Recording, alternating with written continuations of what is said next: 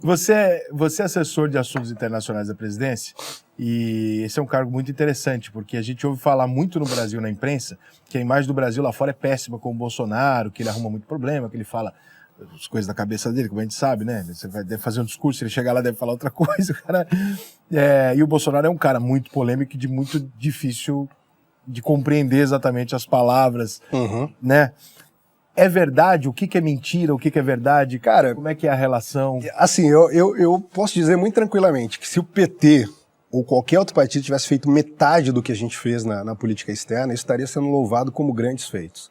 O Brasil conseguiu reajustar todo o panorama de política externa brasileiro, distanciando de uma série de opções ideológicas que havia no passado, como Venezuela, Cuba, e que o Brasil entrava quase como só um ônus de dar um suporte logístico e financeiro para essas ditaduras por questões ideológicas, realmente. A gente era fiador deles?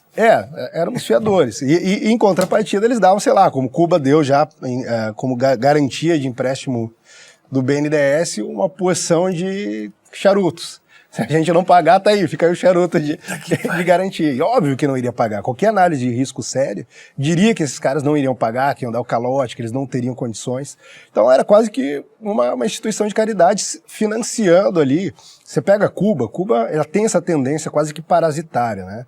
No primeiro momento ela dependeu muito ali da União Soviética, depois quando cai a União Soviética, criam aqui o Foro de São Paulo e os protagonistas eram o Lula e o Fidel Castro, mas uma das grandes preocupações é, da onde vai vir a sustentação de Cuba agora?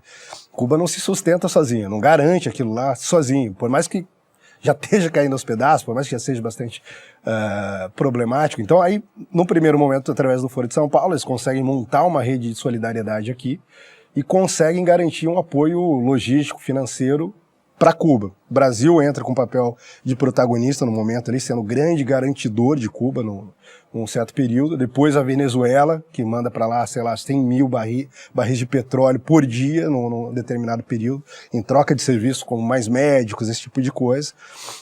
O Brasil também com mais médico, né? Foi o primeiro país a implementar isso. Depois o presidente Bolsonaro denunciou isso, inclusive hoje está sendo investigado em cortes de direitos humanos por trabalho escravo, que efetivamente era o que o cara trabalhava, recebia 10% do salário, o resto ia pro regime, depois teve um ajuste, caiu para 75%, ia pro regime, o cara ficava com o resto.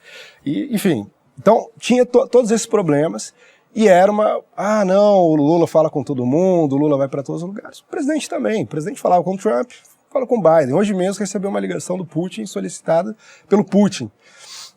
Do outro lado, você tem líderes de todos os lugares que se aproximaram do Brasil. Só que, onde você vê os resultados efetivos disso? Primeiro, quando a gente entrou, uma das coisas que se falava muito, o Brasil tem agora uma preferência ideológica por Israel e isso ameaça os nossos interesses comerciais.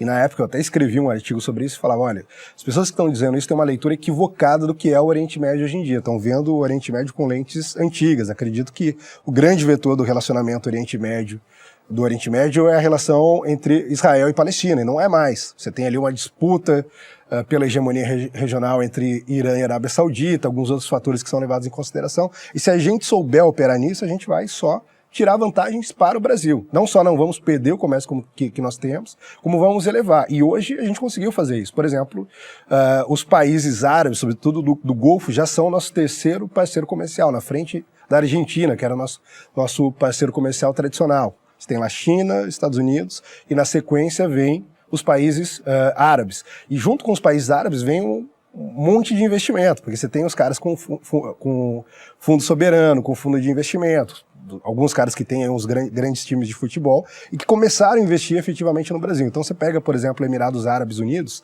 os caras começaram a colocar muito dinheiro aqui em infraestrutura crítica, em óleo e gás, em setores que antes a gente tinha praticamente uma única fonte de investimento, que era a China, e aí criava uma dependência que, independentemente de qual fosse o país, fosse China, fosse Estados Unidos, não é bom para país nenhum. Você nunca pode ficar na mão de um único investidor, de um único parceiro. E a gente começou a mudar isso, mudamos isso com os países árabes. mudamos isso com a nossa sinalização clara de que estávamos dispostos a abrir comercialmente o Brasil, que era um tabu aqui. Então a gente fechou o acordo com a EFTA, a gente fechou um acordo com a União Europeia, evidentemente ainda precisa ser sancionado.